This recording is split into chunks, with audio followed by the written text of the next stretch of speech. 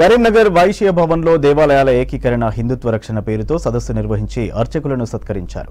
హైందవ ధర్మ చైతన్య వేదిక, సనాతన ధర్మ రక్షణ సదస్సు సభ్యులు ఈ కార్యక్రమం ఏర్పాటు చేశారు. ఒకప్పుడు ఆలయాలే సంస్కృతి సాంప్రదాయాలను కాపాడేవని తెలిపారు. హైందత్వ పరిరక్షణకు ఆలయాలను ఏకీకరణ చేస్తున్నట్టు తెలిపారు. సనాతన ధర్మం విలువలు కాపాడటం, నీతి నియమాలకు కట్టుబడి ఉండేలా సమాజాన్ని తీర్చిదిద్దడమే తమ లక్ష్యమని చెప్పారు.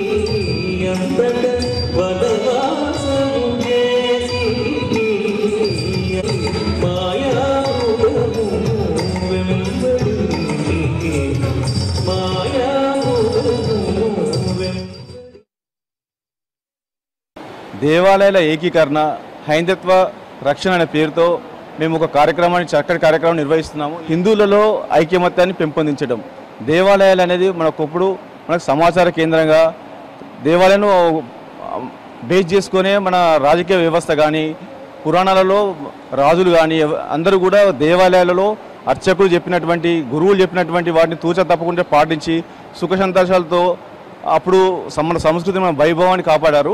సో ఇప్పుడు అలాంటి ఈ హైందవ సంస్కృతిని మళ్ళీ కాపాడుకోవడానికి, ఈ హైందవులంతా ఏకం కావడానికి ఈ దేవాలయాలు తోడ్పడతాయని, ఇప్పుడున్న ఈ దేవాలయాలన్నింటినీ కూడా ఏకీకరణ ద్వారా చేసి ఈ అర్చకులకు కూడా సన్మాన కార్యక్రమాన్ని కూడా మేము గురు పౌర్ణమి సందర్భంగా తలపెట్టాము.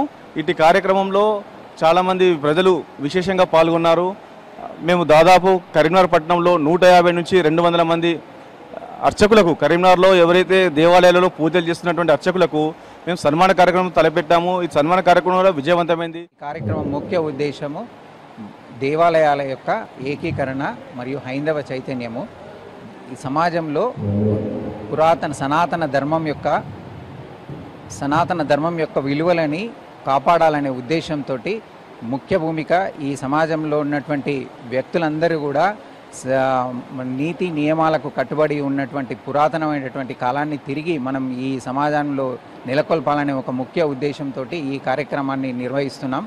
ఈ సమాజం బాగుండాలనంటే మన సనాతన ధర్మం యొక్క ముఖ్య ఉద్దేశమైనటువంటి నీతి నియమాలు, ప్రజాసేవ, తర్వాత సర్వతోముఖాభివృద్ధి, తర్వాత అందరూ బాగుండాలనే ఒక సర్వేజన సుఖినోభవంతో అనే ఒక ముఖ్య ఉద్దేశాన్ని మనం తిరిగి ఇక్కడ స్థాపించాలి, ప్రపంచవ్యాప్తంగా స్థాపించాలనే ఒక ముఖ్య ఉద్దేశం.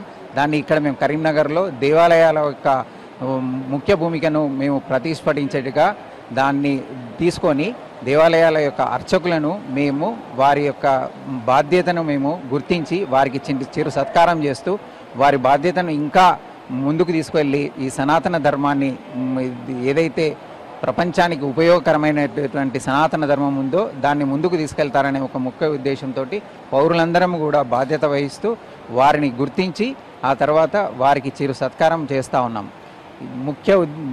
సనాతన ధర్మం యొక్క ముఖ్య ఉద్దేశము సర్వేజన సుఖినో భవంతు.